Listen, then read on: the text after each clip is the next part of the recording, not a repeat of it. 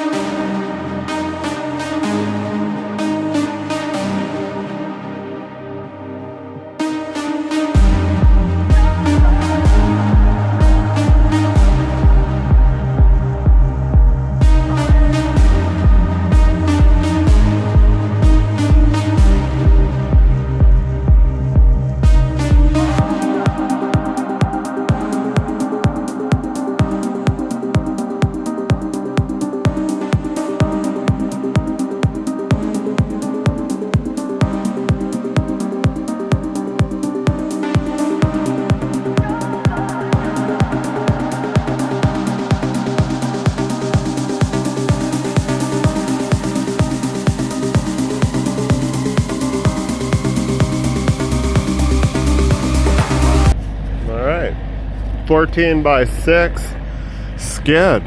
It's just a skid. Aerodynamic, good for wind. Hard on guardrails and oncoming traffic.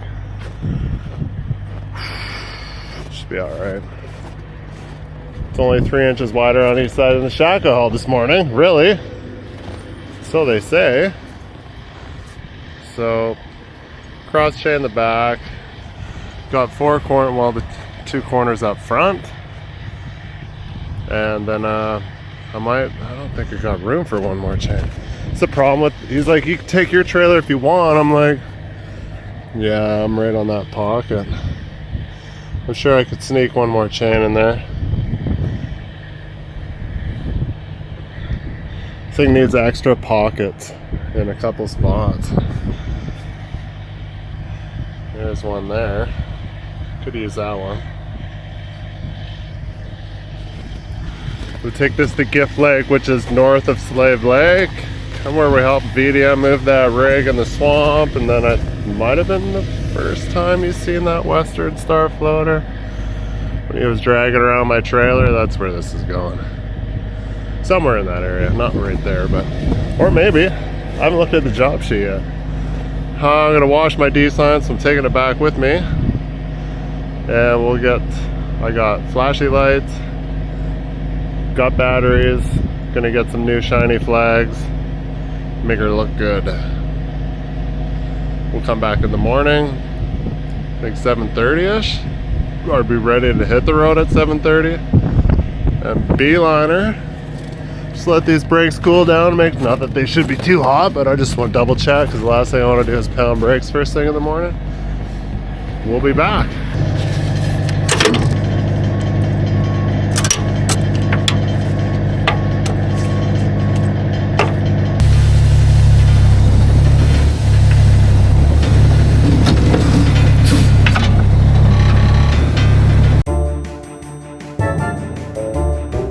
Westbound and down, only right now.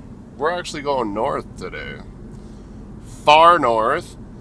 So we loaded that 14.6 wide platform, which is probably for some sort of compressor separator. It's probably separator. I don't know. It's kind of weird because usually you would haul the whole thing as one. I've never hauled just one piece unless maybe somebody's doing some modifying to a previously owned one. I don't know. I didn't ask a lot of questions yesterday because it was cold, so I just wanted out of there fast. Not that that happened, but a couple hours to load was no biggie. Especially when you're just showing up unexpectedly, like, yeah, I'll be there later. Because I had to do that morning job first, and then it was go over there and load that. So yeah, when you put stuff on the trombone and it's down low like that, like a 14 wide looks huge when it's on the trailer because it's low. When I have it on my scissor, I'm like, yeah, it's not that bad.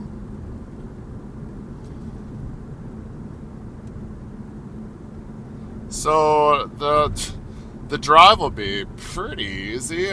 For the most part, all the roads are pretty wide. The only problem that will be like, I don't know how, I can't remember how wide that bridge is, but there's like a public works or highways works. First bridge after the 44 turns into 2. Just past the 2 turn off to go to Athabasca, and you're going towards Slave Lake. There's that one bridge over the northern Athabasca, I do believe it is. It's kind of narrow, but I think we'll be all right. Hard to say, I can't remember. And then go to Slave Lake. We'll grab fuel. We'll see. It's pretty much, it's not heavy and it's not aerodynamically challenged like a shack and like 400s and a building with walls, right? So we'll be cutting through the wind pretty easy. I should be able to go to Gift Lake and back to Slave and get fuel. If not, be able to do the whole thing maybe. But it is cold. Weather Network says it's minus 22, wind chill minus 32. Not that the truck doesn't notice wind chill, so it's like basically minus 22. But we're going north, so it might get even colder yet. It's hard to say. Sometimes you get fooled and you go north and you're like, man, it's beautiful up here. It's plus 5. Rare. We got to get it in before the ice road melts. People are waiting on this load. Somebody call Hugh. We need the polar bear. Nobody else can do this. So yeah, oh, it's pretty basic. It'll be a full day of driving. What like probably, if everything is spot on, I should be able to pull it off in one day. If not, be sleeping in Ponoka. Yeah, right.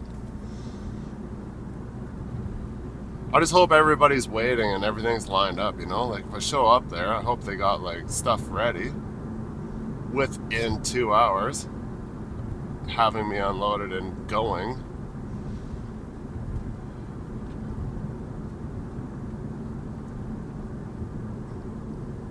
We'll see. And then who knows, like, it could be. Fingers crossed, truck was spot on yesterday. All issues resolved. The sloppiness in the drivetrain gone, which I made when I took that coil. I brought that coil out from, what is that road? Mile 101? I can't remember now. It was that first loose coil I got from the other side of Fort St. John. I can't remember. But we put that loose one for Trican on the red double drop. And I was getting fuel in Fort St. John. And I knew it was a bad idea. But I was like, if I don't get fuel here, I'm not going to make Grand Prairie. Because, yeah, I could literally... having nightmare. Well, there used to be a UFA in Beaver Lodge, but I think it's gone. I did not see it last time, and I don't have Husky, so I can't stop at the Esso. So it kind of screws me. If I don't get fuel in Fort St. John, then I have to make Grand Prairie. And I stopped at the UFA, and of course I'm going south, so I had to get out across all lanes. And I need all lanes to get the double drop out of there with the booster and the Jeep. And I had like a 3/4 coil, so it's not like I just get up and go, but I was rambunctious and grabbed like a couple fast gears like I was tri-low empty, and yeah, ever since then, I've had some excessive slop in my auxiliary. I guess now I know it was at the auxiliary, because now that we replaced it, it doesn't have that slop anymore, where every time you grab a gear, if you weren't super smooth on getting on the throttle, it would be like a bit of a clunk and a jar, which is typical for auxiliary transmissions. The more you put in there, the more free play you got, because you got so many different mechanical gears getting on and off, right? So that's why a lot of people hate auxiliaries, not to mention it's one more thing you could blow up, and it costs a lot of money, and you won't blow them up usually if you don't have them. But yes, even a 2-speed. I had a 2-speed, and I'm like, man, I love having it, but I hate it because the shifting sucks. Like, it just takes a little bit more getting used to. It's not the end of the world. But anyhow.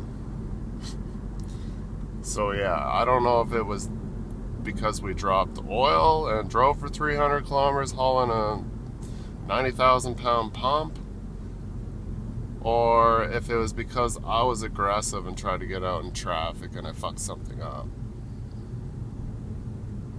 I couldn't find any actual like problems. Like, they were gonna open it up, but he took out the bolts and then got half the inspection plate out, and we looked inside. I'm like, well, everything is there and turning and doing stuff, except for it does sound like a little bit of gear on gear noise, but nothing excessive.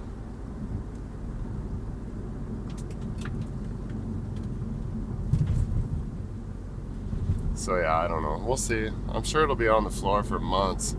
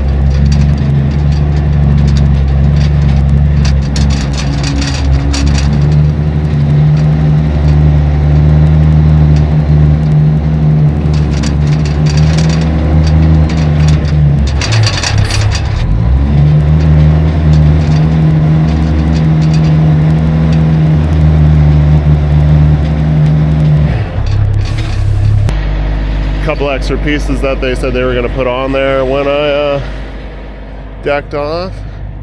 We got her flagged up. Got me flashy oranges on magnets on the back. Fuck. This is gonna be a problem, I know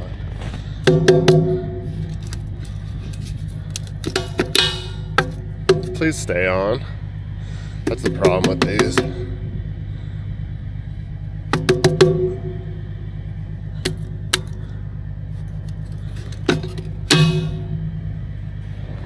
And no one will be behind me to tell me if they're on or off. I guess he will be behind me on the 4 lane. We'll stop in Bear Hills, check the chains. Once the pilot gets here, should be leaving here in like 9 minutes, so yeah, teenagers. Oh, there he is. Good job. I told him, I'm like, don't be late.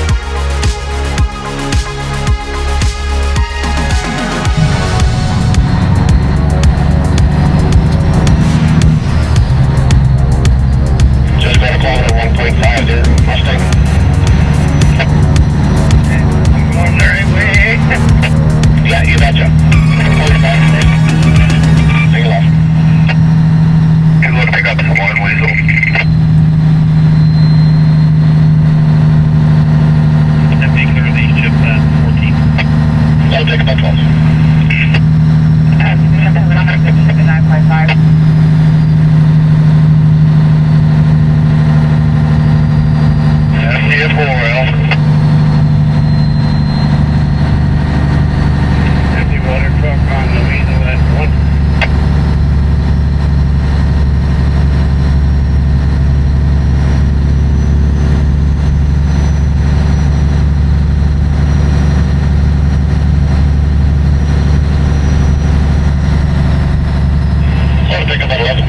Are you looking for 5 or 31 there, wide load? Yes, sir. Right behind you. Like right at those Wrangler tanks? Nope. Road you guys just passed there in the wide load truck, you're going to want to take a left. Oh, at the intersection back there? Okay, he said 12.5 on the chipmunk. But okay, copy that. Right in here is where I think that's coming to.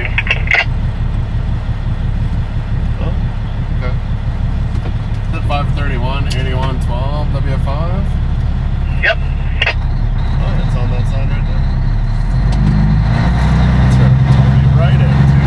But okay, thank you.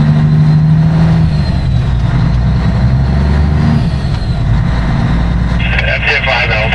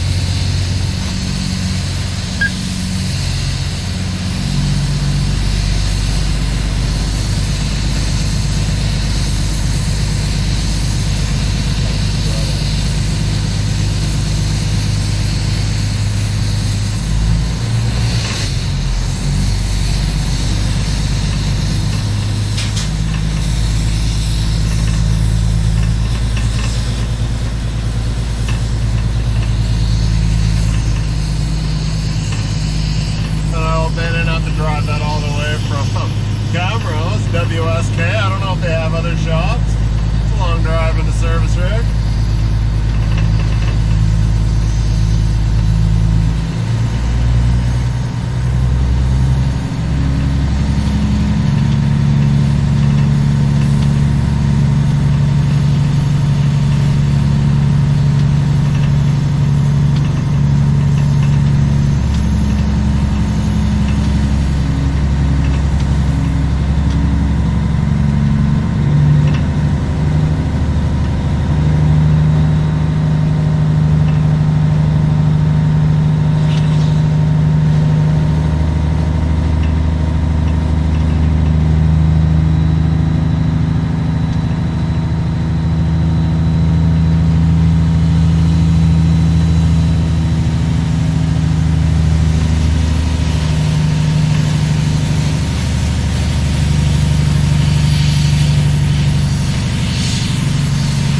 Empty tank coming onto the drift to 0-inch loaded close.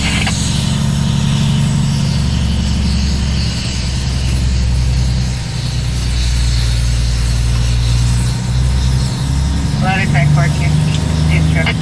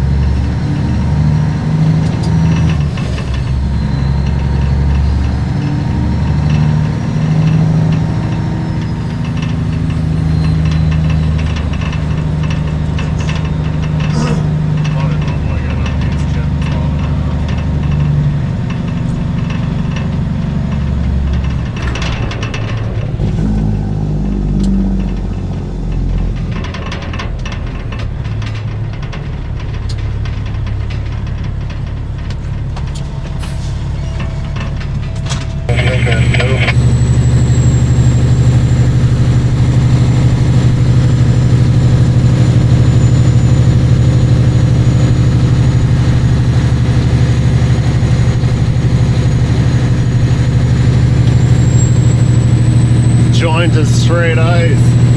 And it's full of corners. It's a good way to keep your speed down. Speed limit's 50k on this road.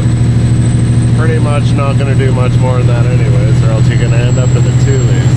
Slow, obey the speed limit, that sign said. I'm doing it. I'm under. Good 48. Over 10, current 9.5, empty buffer.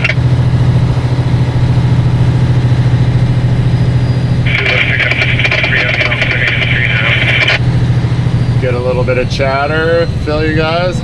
Missed driving around in the bush, radio controlled. It is a little cold, so I'm not gonna have the windows down. Minus 16 right now. Loaded low by 8, east chip. Empty tank 7, chip.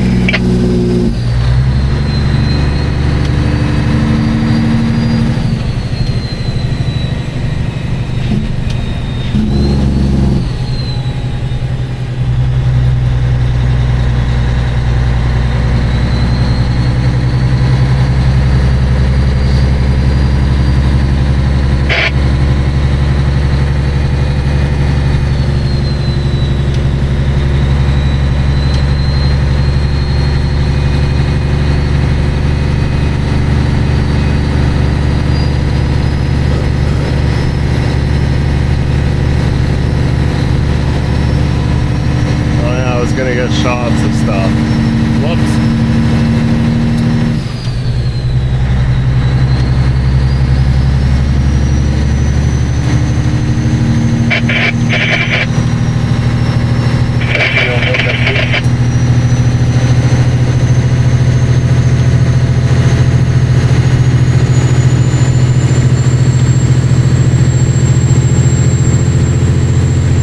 Yeah, fueled up in Slave Lake. And the pump wasn't working. I was like, oh, come on. There is one more Petrochem, but it's not really wide load friendly. I'm sure I could have made it work, but...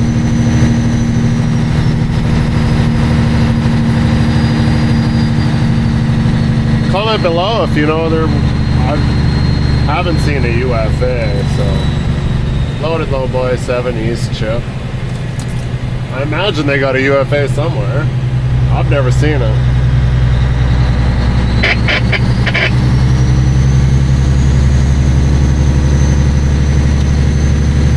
Empty tank is 9 dip, any loaded close. Empty, okay.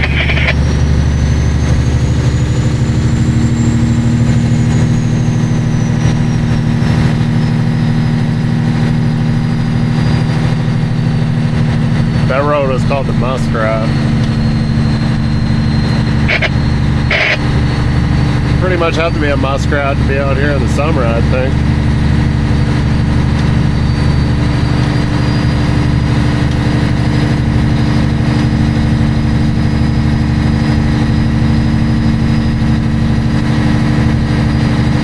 Kind of reminds me of being up like Helmet, Port Nelson.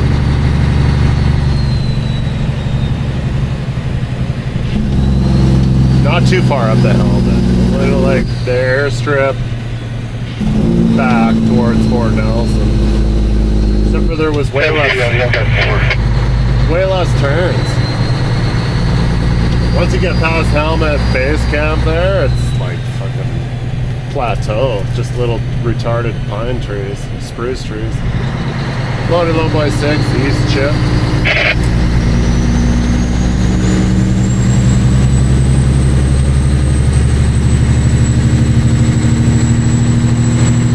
So yeah, I have no idea what was going on location there.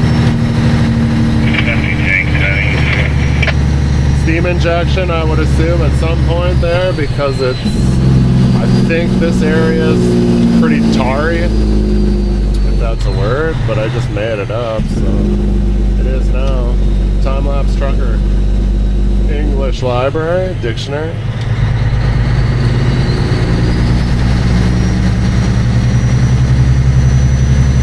Mostly just learn new cuss words and stuff like that, but you know, sometimes you gotta pull out the book of knowledge. I don't think there's any trucker that can learn new swear words. Probably not.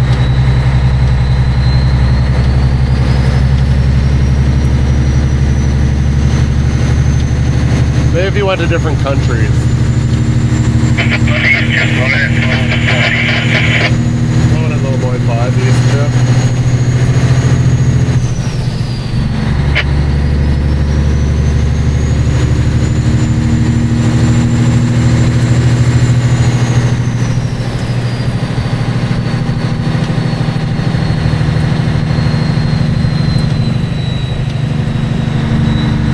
We're so far out here they only have 3G network.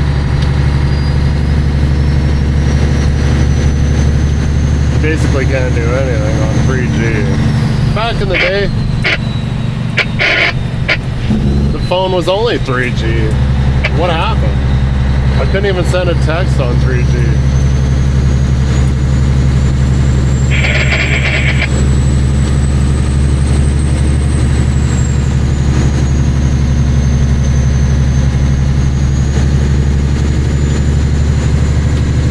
I like it out here better in the winter than the summer.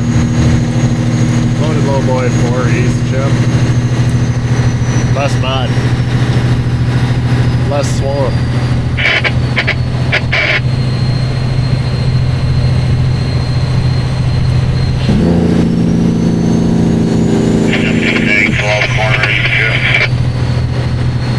That guy sounds highly motivated.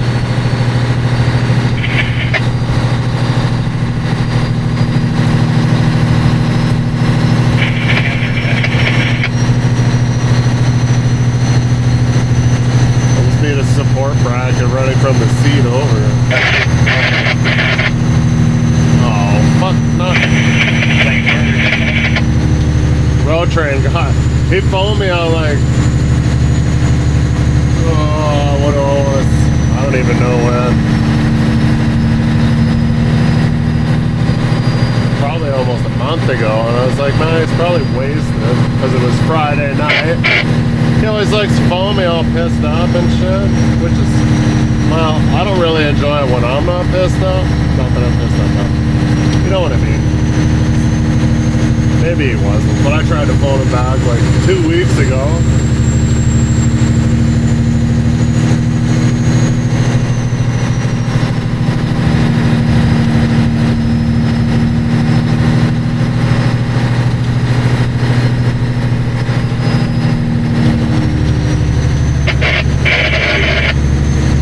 Got a sneaky little camera set up here.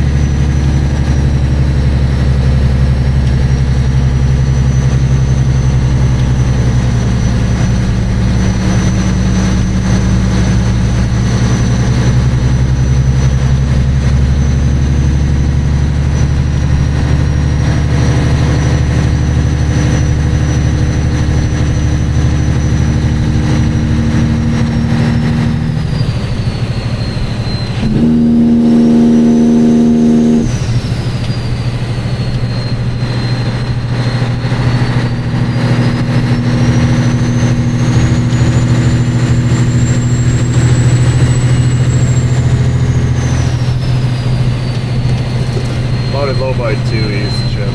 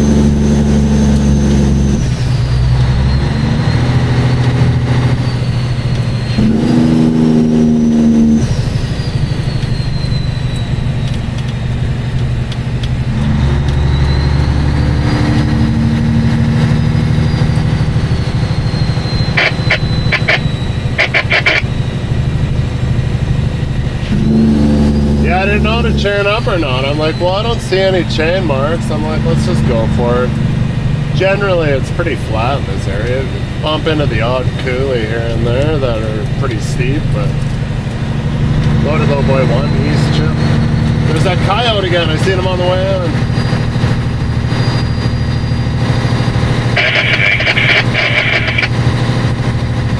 Looking for a handout. I got something for him. Not that one, though. I want to eat that one. Last week, well, not last week, but yeah. Here you go, bud.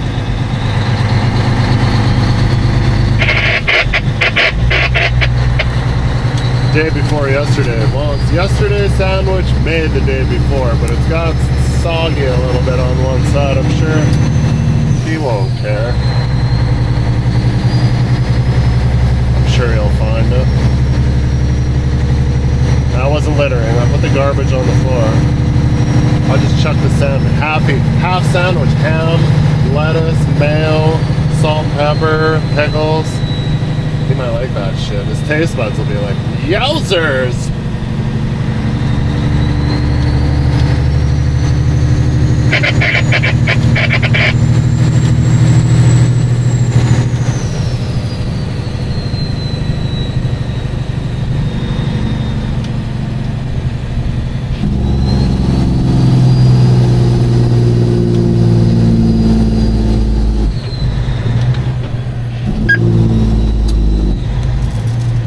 Lobo getting on the Seal Lake at 31.